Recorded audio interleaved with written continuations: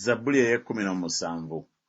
Wulira ensonga ey'obutuukirivu, Ayi Mukama, lowooza okukaaba kwange.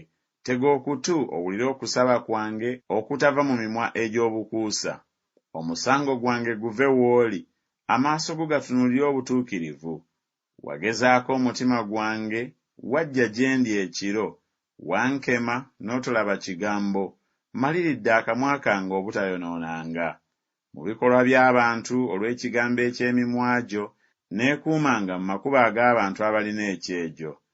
Olugendo lwange lwanywera mu makubo go, ebigere byange tebiseereranga. Nkukoowodde kubanga ggwe ononziramu, Ayi Katonda, ontegera okutu kwo, ompulire bye njogera. Laga ekisa kyo eky'ekitalo, gw'alokola abakwesiga, mu abo ababagolokokerako n'omukono gwo ogwa ddyo.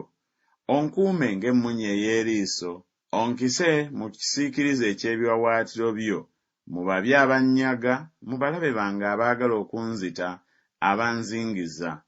Babikkiddwa amasavu gaabwe, n'akamwa kaabwe boogera eby'amalala. Kaakano batuzingizizza mu bigere byaffe. Bakaliriza amaaso gaabwe okutusuula wansi. Afaanana ng'empologoma eyaayaanira omuyiggo gwayo, era ng'omwana gw'empologoma ogw'ekisa we guteegera. Golokoka, Ayi Mukama, omuyimirire mu maaso, omumegge wansi.